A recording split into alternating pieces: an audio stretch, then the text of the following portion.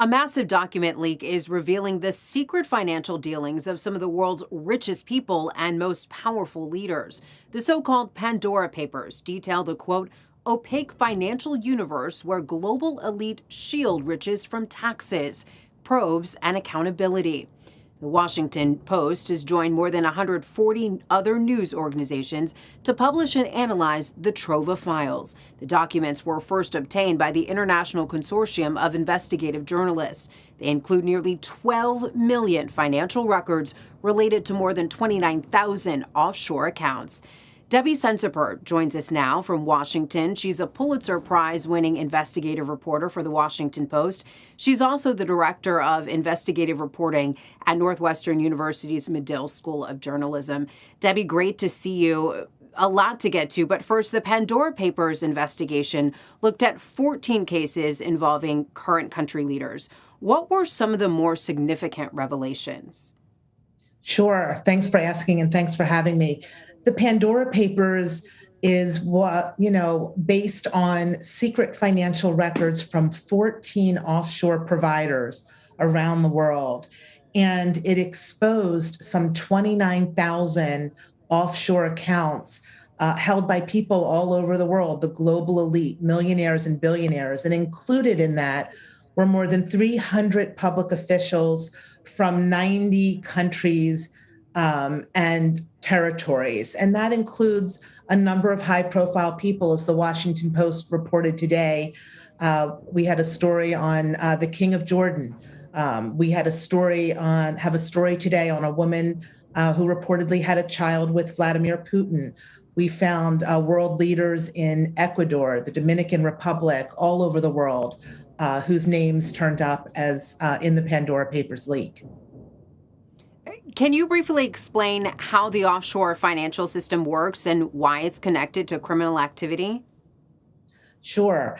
I mean, people legally move money offshore to manage wealth. There's nothing wrong with doing that per se.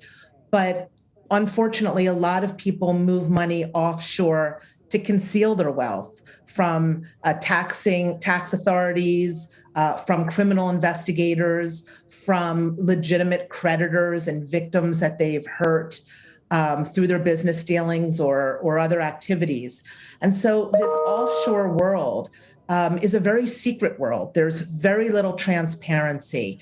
And that's what makes it so dangerous, because people who do bad things, ranging from arms trafficking to drug trafficking to running companies accused of labor and human rights violations, people who are accused of corruption, et cetera, can move their assets offshore and hide it from their government, from their victims, and from other people. And that is a very scary thing to prosecutors and investigators here in the U.S. who want to try to find that money.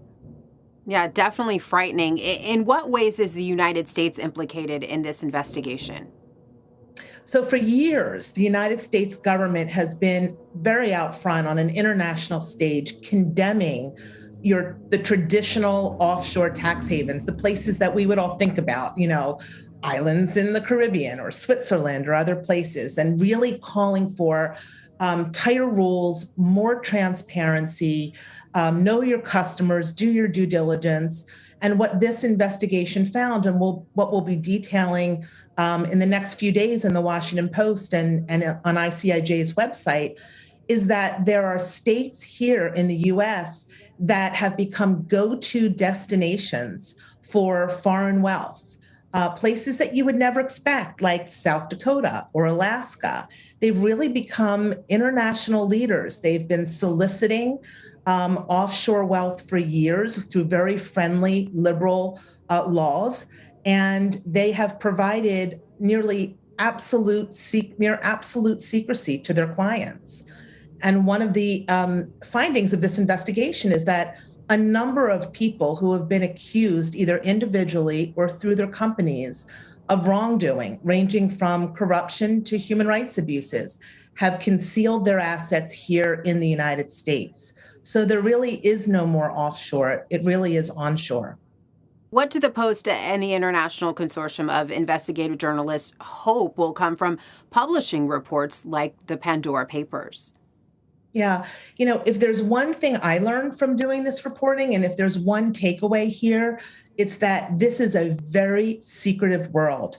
There is very little transparency. And that is a dangerous thing because if we can't track money used by criminals, it can lead to a lot of bad things, as we know in the United States. And so after 9/11, the federal government really did a lot to shore up the due diligence requirements of banks. Not a lot of attention has been placed on other industries like the trust industry here in the US, which we're writing about in tomorrow's paper. And so there are things that can be done through laws and regulations that can kind of close the gaps here and make this world of offshore financing a little bit more transparent and a little bit safer. A lot of fascinating reporting that we'll be watching for sure for days to come. Debbie Sensibert, thank you. Thanks for having me.